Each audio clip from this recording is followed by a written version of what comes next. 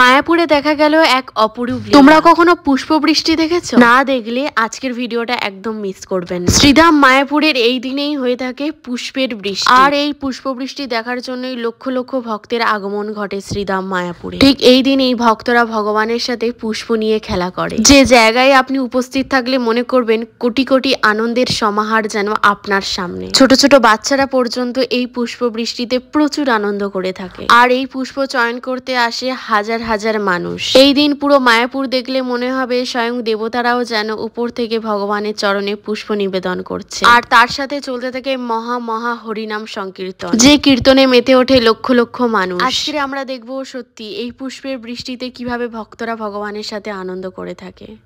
হরে কৃষ্ণা। তো এত সুন্দর মায়াপুরের একটা সুন্দর সকলকে জানাই কৃষ্ণময় সুপ্রভাত।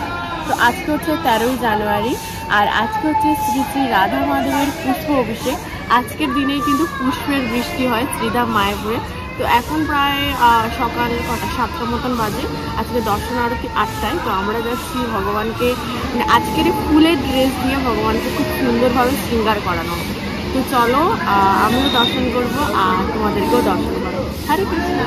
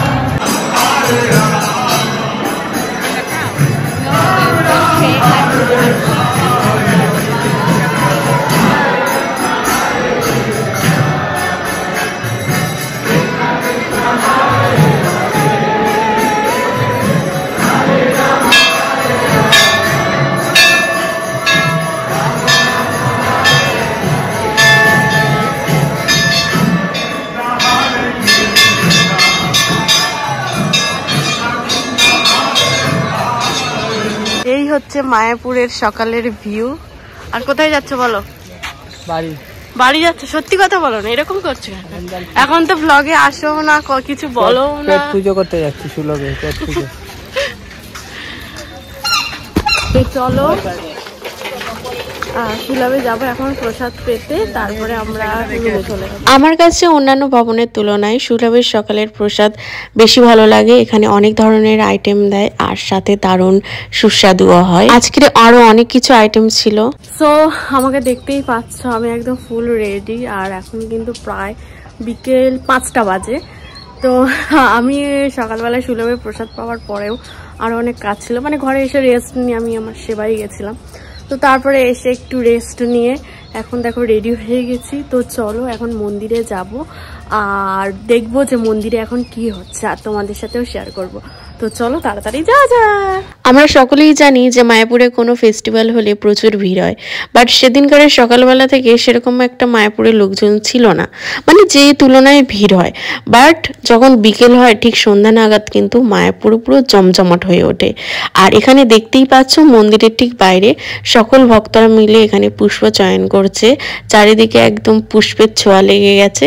তো এই সমস্ত পুষ্পগুলোই কিন্তু ভগবানের অভিষেক করানো হবে। এখানে বিভিন্ন ধরনের পুষ্প রয়েছে, একেবারে লাল, নীল, হলুদ, সবুজ, কত রকমের রঙের আর বিভিন্ন ধরনের শীতকালীন এখানে ফুল রয়েছে। আর হাজার হাজার ভক্তরা কিন্তু এই পুষ্প অভিষেকের জন্য ফুলগুলো কুচিয়ে এক জায়গায় একত্রিত করা হচ্ছে। আমিও এই সেবায় অংশদান করেছিলাম, কিন্তু নিজের ভিডিও আর কি করে নেব। যাক, এখানে দেখতেই পাচ্ছ কত ভক্তরা পুষ্প চয়ন করছে। তোমরাও যারা যারা ভগবানকে মানে এই ফুলের মাধ্যমে স্পর্শ করে দিতে চাও, তারাও মায়াপুরে এই দিনে চলে এসো আর এই সেবায় অংশদান করো। আর এই দৃশ্যটা কিন্তু মায়াপুরের চারিপাশটাকে আরো সুন্দর করে তুলেছিল।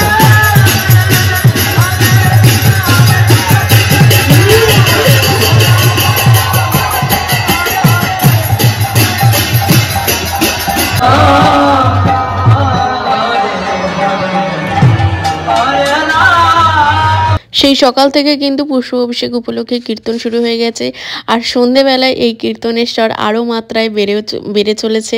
তো আর কিছুক্ষণ পরেই কিন্তু পুষ্প অভিষেক শুরু হবে, আর সারা মন্দির জুড়ে দেখতেই পাচ্ছ হাজার হাজার ভক্তের কিন্তু ভিড় জমে উঠেছে।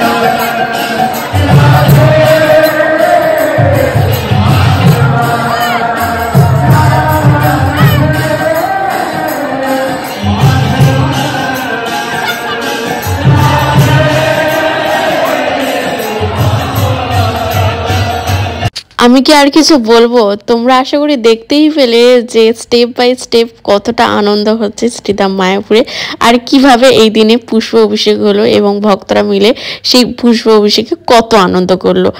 তারপরে লাস্টে ছিল অনেক কীর্তন, অনেক নৃত্য, তো সব মিলিয়ে দিনটা বেশ দারুণ কাটলো। আর তোমাদের সাথেও কিছু কিছু মুহূর্ত শেয়ার করলাম। তো আজকের ভিডিওটা এই পর্যন্তই ছিল। কেমন লাগলো অবশ্যই আমাকে কমেন্ট করে জানিও। আর তোমরা কারা কারা এই দিনে উপস্থিত ছিলে অবশ্যই আমাকে জানাতে ভুলো না। দেখাবে নতুন কোনো ভিডিওতে। টাটা, হরে কৃষ্ণা।